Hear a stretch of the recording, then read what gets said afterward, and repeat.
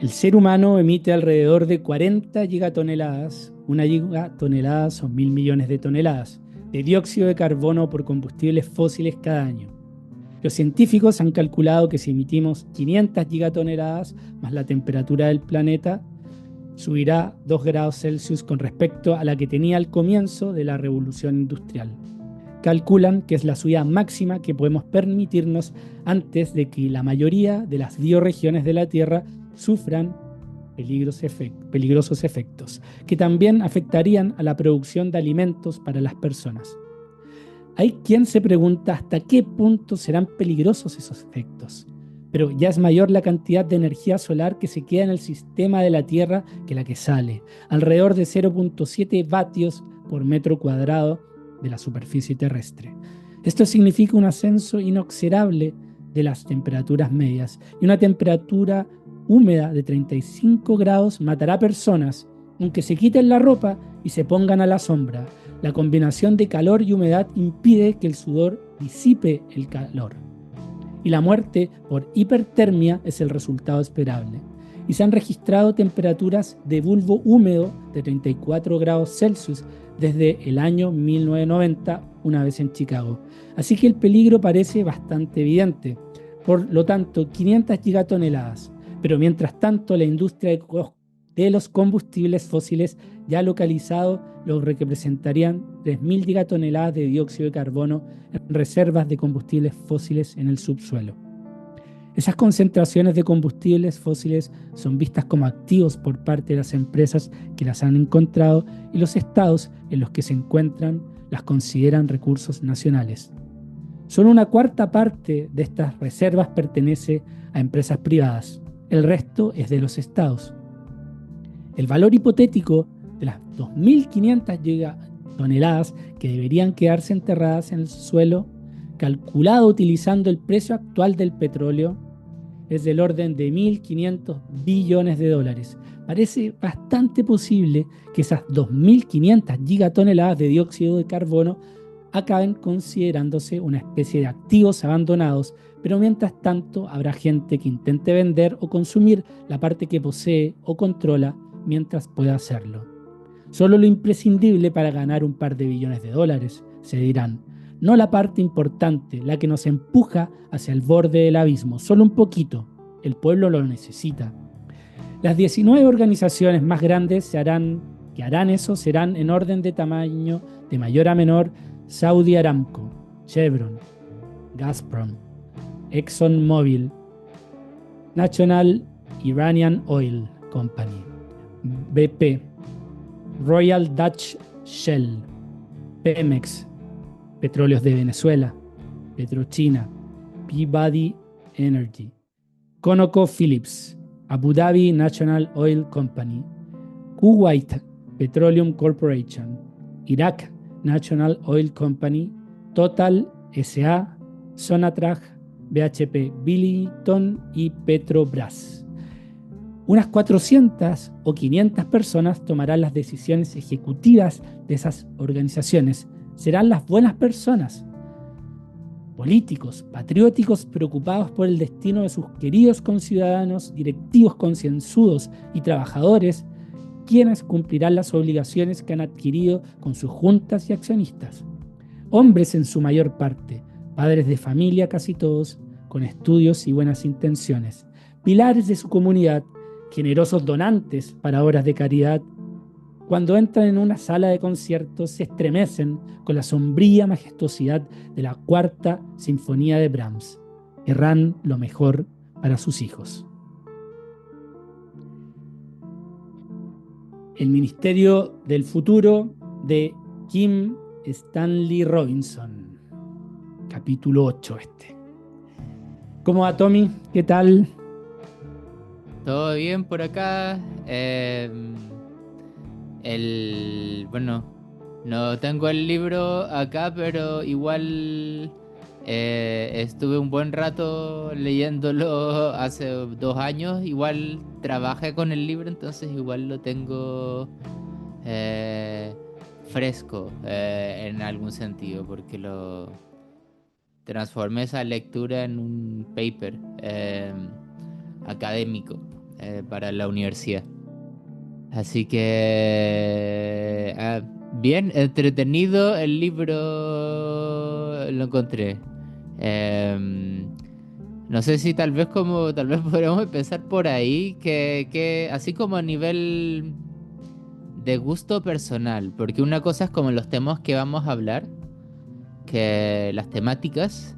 Em, yo no sé si es un libro que leería otra vez, ni tampoco sé si es un texto que normalmente recomiende a nadie. A menos que note que hay alguien como interesado, que no me ha pasado, como en temas medioambientales, como datos científicos, no sé, como esa perspectiva. Em, no, es un libro que para, no es como para amantes de la literatura, no sé cómo decirle, como em, el, el, el goce del libro para mí no viene tanto en su parte literaria, sino como los temas que trata y también, em, no sé, la como discusión que puede emerger del libro, pero sí, no sé, es una cosa diferente, ¿no? Si uno espera leer un libro de literatura con una historia, como uno espera ciencia ficción acá, em, yo creo que se va a sentir decepcionado.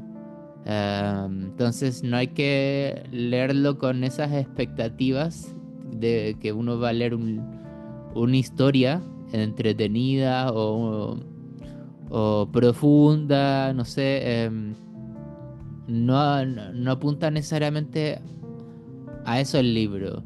Em, entonces como que hay que leer el libro con otros ojos, creo. Em, entonces eso, a mí personalmente sí me gustó.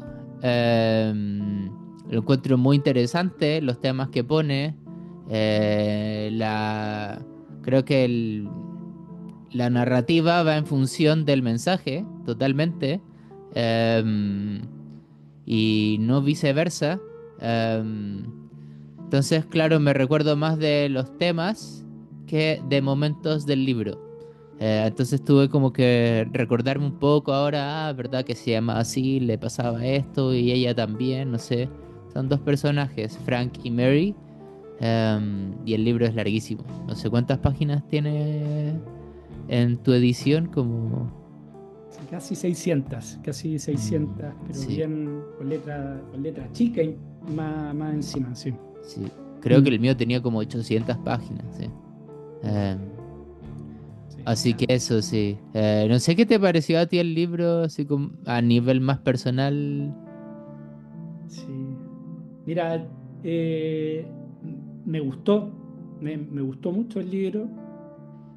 Eh, a rato uno tiene que pelear en algunas partes, sobre todo me recuerdo la de por más que intentaba como entender, era el tema de los glaciares no es lo mío Mm, y ahí uno había que leer como avanzando, haciendo pruebas de humildad, que hay algunas cosas que no se van a entender simplemente, sí. pero va más allá. Me gustó la primera, ya desde el inicio el libro es muy efectista, con, bueno, me adelanto un poco, pero el- la primera escena es la de la ola de calor. Sí. Y esa es muy impresionante. Cómo también se ha adelantado, no sé, hace un par de años hubo una ola de calor no sé en qué país, en país árabe, en estas Ya. peregrinaciones a la Meca murieron cientos de personas eh, por esto, ¿sí? Por Claro. el calor, simplemente. Y este libro ya venía de antes con esto. Eh, entonces sentía, por un lado, un poco vanidoso que tengo, que estaba leyendo como una cosa que, más allá de una historia buena y que toca temas del ser humano, de la condición humana, de que está aprendiendo algo, ¿no? En- efectivamente, no sé cómo, en qué categoría entra este libro, no me atrevería a decir novela, tampoco es ensayo, es una mezcla, es un híbrido y pero no es, salvo esto, lo que dije de los glaciares, todo lo otro fue muy, incluso lo desafiante, lo que no conocía, el tipo te lo aterriza bien y con una historia tal vez no la más, porque no es el objetivo, no la más eh, enfocada en los personajes, eh, me enganchó. Sí, la seguí por todas las variables que habían. Así que, no, me gustó el libro y lo leí, no sé, relativamente rápido tal vez. No sé, no Sí. recuerdo haberla pasado mal. Sí. Mm. Sí, el libro fue publicado creo el año 2020. Entonces, claro, no es súper reciente. Y el libro, claro, si uno tuviera que catalogarlo dentro de algo, obviamente no se parece, pero uno tendría que decir ciencia ficción. Em, y bueno, Kim Stanley Robinson, ha hecho libros. Es el tema transversal a su obra es los temas ecológicos, medioambientales, el calentamiento global, y tiene algunos libros como más aterrizados que otros. Otros son como de seres humanos que van a terraformar el planeta Marte o cosas así. Em, y este es uno en que volvemos al planeta Tierra. Entonces, de alguna forma más aterrizado que los otros, eh, en que hay como una cosa más cósmica, etcétera. Eh, Más como estereotípicamente ciencia ficción. Pero acá, claro, hay una historia, pero hay una historia principal que es la de Frank, que se encuentra en la India, donde hay una ola de calor que mata a miles de personas. Se van a un lago por ahí para protegerse del calor, pero lo que termina pasando es que el lago termina convirtiéndose casi como una olla hirviendo. Entonces la gente se calcina por el agua hirviendo. Y él logra sobrevivir eso, pero con un tremendo trauma después. Em, y bueno, va al psiquiatra, obviamente le diagnostican estrés postraumático, PTSD. Y después de como varias cosas, lo que él encuentra que es como la mejor forma de alguna forma sobrevivir el trauma y la experiencia es dirigirse a las autoridades lo que se llama acá, o sea, es como una parte, lo que se llama acá el Ministerio del Futuro, que supone como es no recuerdo bien si es como un brazo ala de la ONU, que se Ya. dedica a garantizarle derechos a la gente del futuro. Y eso obviamente tiene que ver mucho con la crisis ecológica. Em, entonces, pero lo que él nota obviamente es que como ocurre en todas estas como cosas de, no sé, eh, de varios de estos tipos de eventos, que son como declaraciones al planeta, pero son declaraciones performativas que nadie se preocupa mucho de cumplir, como que van los diferentes mandatarios de diferentes naciones, están estos encargados de, no sé, el Ministerio del Futuro, pero finalmente como que no hay una sensación real de urgencia, de cambio. Em, y eso lo termina haciendo visitar a la que es entonces como la directora del Ministerio del Futuro, que es Mary, irlandesa también. Y él la asalta. La asalta, la lleva amenazada con una pistola a su departamento, y le empieza a decir, tienes que hacer lo que ustedes están haciendo no es suficiente. Y como que le repite, pero eso no es suficiente, no es suficiente, no es suficiente, no es suficiente. Eh, y claro, a partir de ese encuentro que termina siendo brutal y por el que lo llevan, lo internan, em, ella termina visitándolo porque de alguna forma sí se siente afectada psicológicamente y también como sí le contamina esta cosa como de hay que hacer algo de verdad. Em, Así que eso es como la premisa de la historia, y de ahí todo lo que sigue son las conversaciones entre ellos, pero también cómo ella se empieza a mover dentro del Ministerio del Futuro, con la parte burocrática, la parte en que empieza a hablar con científicos, con economistas, ingenieros también, geoingenieros, las personas como de los glaciólogos, etcétera. Y está esas dos perspectivas, Frank, Mary, pero también hay miles de otros narradores, como expertos en economía, expertos en geoingeniería, no sé, todo tipo de expertos a lo largo del libro.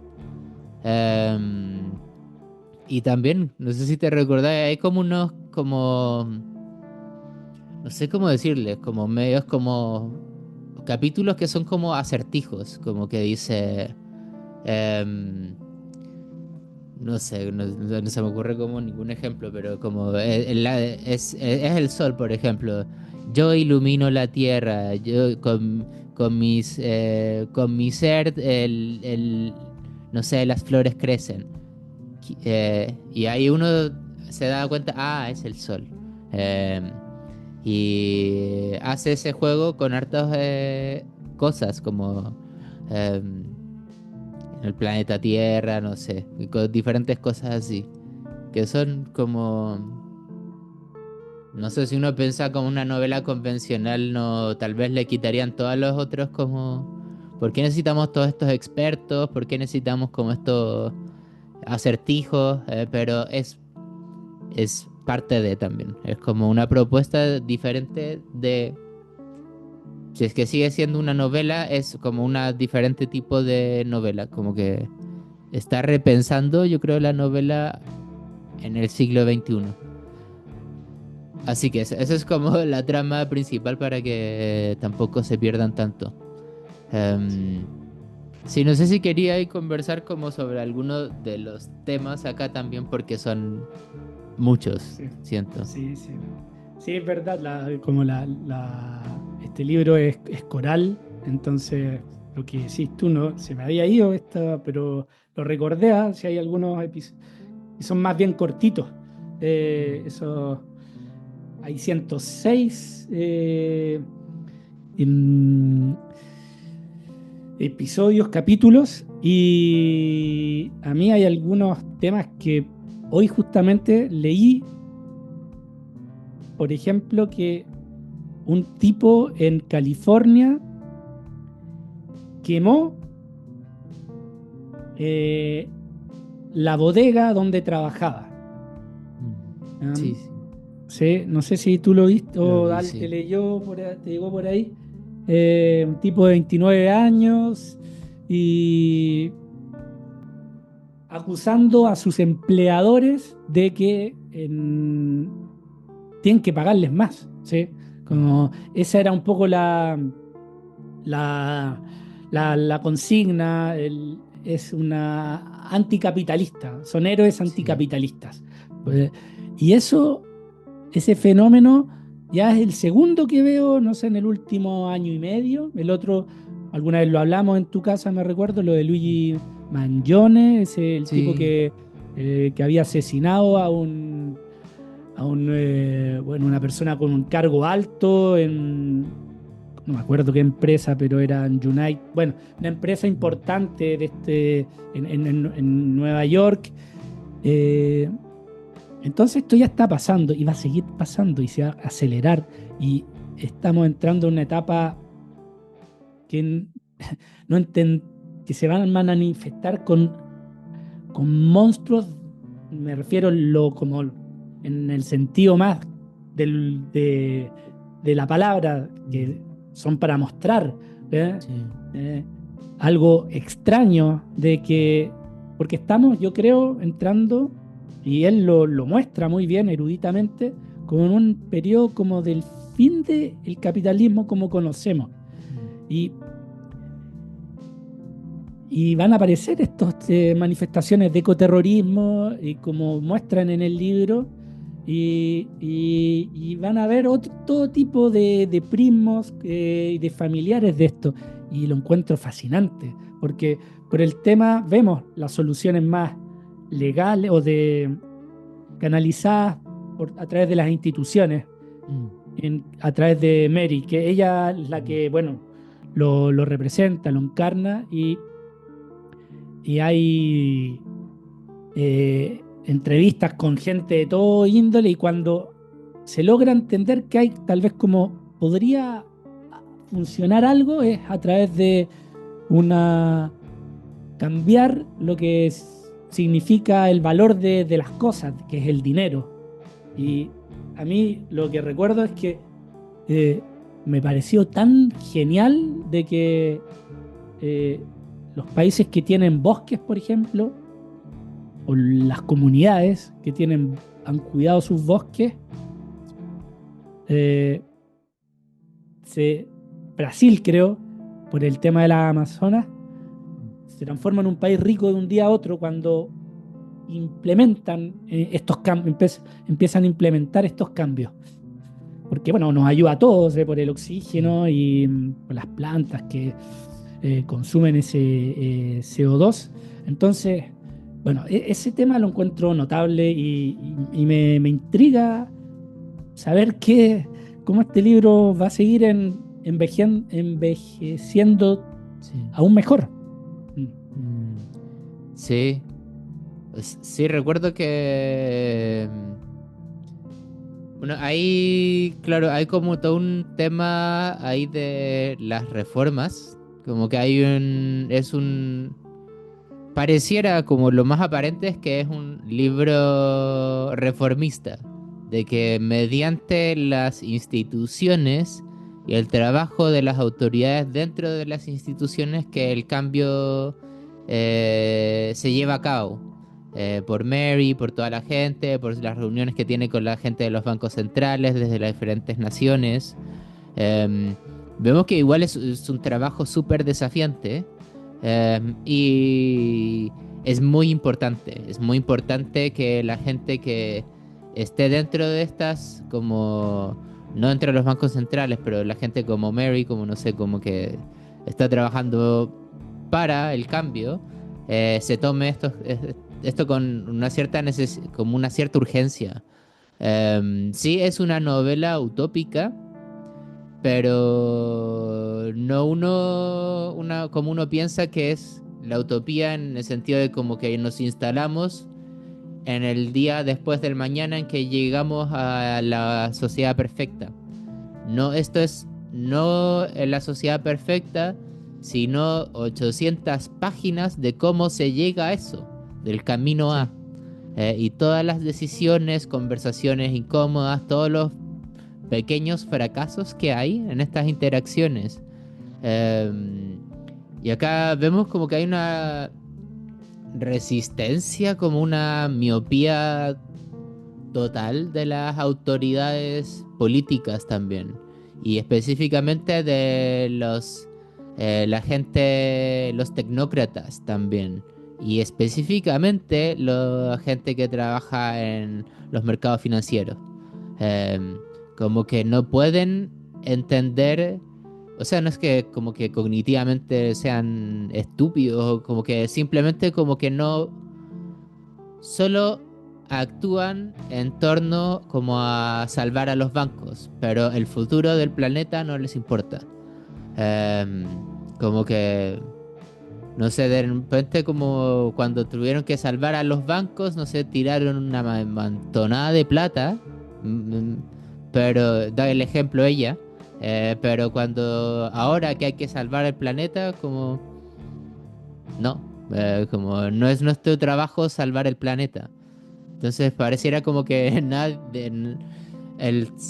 salvar el planeta y salvaguardar las vidas de las personas del futuro pareciera como no fuera el trabajo de nadie, salvo del Ministerio del Futuro. Y la cosa de las reformas es interesante porque sí pareciera como un trabajo institucional, pero están estas otras cosas que mete la novela como los hijos de Cali, que son estas organizaciones que se menciona esa, pero de ahí hay muchas más, que son organizaciones ecoterroristas que empiezan a tirarle misiles a los aviones. em, y un poco también para dar un mensaje a los multimillonarios, billonarios del mundo. Entonces ya empiezan a como tener miedo. Entonces a través del miedo que también se gestan esos cambios. No es como que ella trabajó muy duro, simplemente, sino fue una combinación de las dos cosas. Y eso lo encontré interesante también. Em, sí. Bueno, de hecho, Tommy, de que Frank que no representa a los hijos de Cali, pero sí es como el, la persona desde afuera que impacta a la institución que es Mary, que con con esa carga, con con esa visión, con ese miedo que él le transmite Frank, se logra esta utopía. ¿Ah? Sin Frank no no hay nada. O sea, me parece que eso es un poco no sé si el mensaje, pero es parte, están ligados, ¿sí? Sí. Y, y hay un montón de otras cosas, no sé, estamos en Suiza, entonces todo es como limpio, perfecto, pero también nos, nos lanza el autor, Kim Stanley Robinson, estas como cárceles o prisiones de refugiados, ¿ah? En que están como algunos parques o espacios en que los, los tienen ahí, como les alimentan, pero nadie se quiere hacer cargo. No les van a dar visas, no les van a dar trabajo, tampoco los van a expulsar porque nadie se los recibe. Entonces es como una tierra de nada y de nadie. Y, y me parece que nos acercamos rápidamente hacia eso también. Hay que vemos el caso en Venezuela, ningún país quiere como todos dicen, vamos a sacarlos y después ya pongámonos a cooperar. Nadie coopera, ¿sí? Nadie coopera en esta como expulsión de- de inmigrantes. Así Sí. que esto no veo cómo se pueda otra, otro porotito al autor. Veo que Eh, como va a envejecer muy bien este libro. Sí. sí. Yo también creo, como, no sé si como en sentido de como que profetizó cosas, pero sí diagnosticó muchas cosas y ofrece soluciones. Yo creo que en un periodo en em, que pareciera como que la imaginación estuviera paralizada, en el sentido de como imaginar alternativas, no sé, al mundo en que estamos viviendo, capitalista, neoliberal. Él trata de imaginar un mundo post-capitalista. Y post-capitalista, bueno, pues no como que ya ahora, no sé, las cosas Mm, que dicen como el tecnofeudalismo, que ya es como, es diferente, pero peor. claro. Sí, Em, sí, claro. Él trata de pensar post-capitalista, pero escenarios mejores. Y da datos duros de que de que un mundo diferente no es utópico en el sentido de la palabra de un no lugar, un lugar imposible, sino de que ese lugar se puede llegar a ese lugar. Te da datos que no todos los entiendo, obviamente, pero optimismo el libro, creo. Que en un tiempo creo que es bien necesario el optimismo. No es un libro que lo terminas y creo que da gusto, pese a lo largo que es y tal vez como puede sonar aburrido para algunas personas como, vamos a estar leyendo puros datos de expertos. No sé, para eso me leo un ensayo, pero no es así. Como que la forma en que está armado es súper em, vigorante, como vigorizante y no sé, esperanzador también. No sé si hay algo y porque sabemos que estamos en el tiempo, pero eh, si hay algo con lo que te quedas y tal vez como algún tipo de cosa como que porque el texto es parte desde el 2030, una cosa así. ¿Verdad? Entonces Sí, no sí. queda tanto. ¿Crees que Mm. ha cambiado algo? No sé, algo como que te diga, tal vez como hay algo diferente ya que tal vez él no supo advertir. Em, Mm, Yo creo que, bueno, tal vez la inteligencia artificial, eso sería lo que es un elemento que no está, que recuerde y que ahora como que ha acelerado un montón de cosas. Ahora todos los países hablan de los data centers, que van a consumir un montón más agua que, o sea, y, y seguimos así, Sí, corriendo cada vez más rápido ahora con robots casi, y entonces el escenario es más pesimista para mí. sí, Mm. sí. Yo creo que también me pasa lo mismo. Como que los tecnócratas acá o como la elite billonaria son gente como miope, pero no diría que son nefastos, así como malos, así como de sangre. Y ahora como con el último año nos damos cuenta que estas efectivamente no son como gente como media atea, no sé, que simplemente como que no, son gente horrible. Eh, entonces como que el escenario igual cambia un poco si tenéis que negociar con gente así, que no es Sí, simplemente como miope y como que solamente como ve el mundo así, sino que es deliberadamente horrible. Entonces el escenario igual creo que cambia un poco y también eso de las criptomonedas, que él mismo lo verdad. rectificó después, que le dio como un rol medio, un rol positivo a las criptomonedas dentro de la novela, de que se Mm. podían reutilizar para hacer algo bueno y ahí como lo rectificó un poco en entrevistas, como así, bueno, ahí. Pero lo importante acá es que creo que entrega muchas soluciones, no todas son soluciones que de ahí alguien puede decir, esto no. Pero de que hay soluciones, hay muchas soluciones. Yo creo que con eso es lo que más me quedo, como el espíritu esperanzador y utópico del libro más que ninguna otra cosa. Mm. De acuerdo, sí, sí, sí. Uno termina con ese gustito. Bueno, voy a terminar entonces, Tommy, con casi en el final. Ya. La cosa duró un cuarto de hora más o menos. Luego llegó la calma. Era el momento de bajar a la explanada de hormigón para bailar el resto de la noche.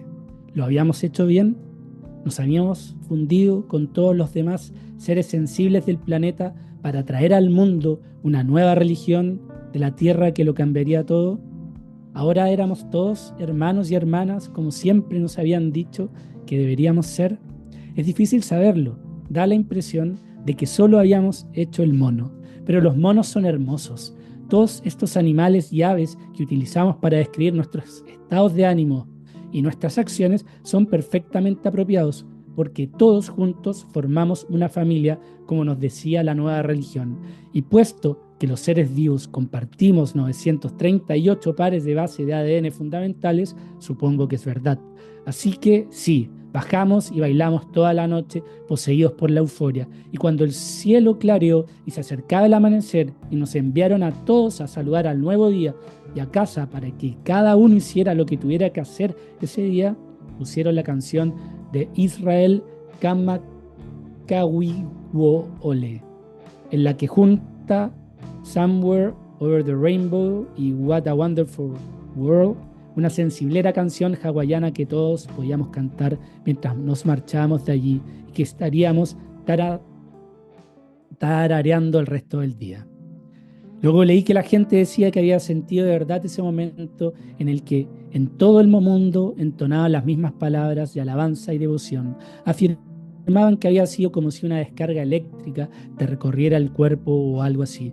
Yo confieso que no sentí nada de eso en el momento, o quizá estaba demasiado borracho, o más pendiente de la mano de Grace que tenía apoyadas en mi culo. Pero esa mañana hice mi cabalgada más larga en Point Panic con la cancioncilla de Bruda Is sonando en mi cabeza una y otra vez.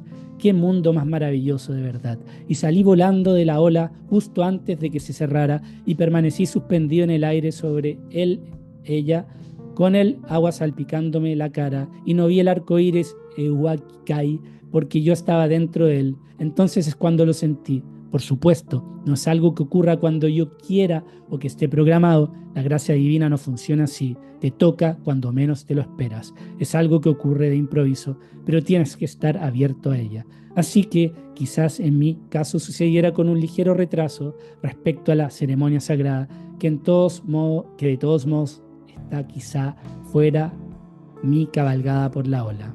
En fin, el caso es que la sentí, suspendido en el aire, y luego caí de espaldas al agua agitada y saqué la cabeza riendo a carcajadas. Sí, dio resultado. Mamma mía. Ministerio del Futuro, de Kim Stanley Robinson. Denle un me gusta, suscríbanse. Nos vemos Chau, chau. en el siguiente.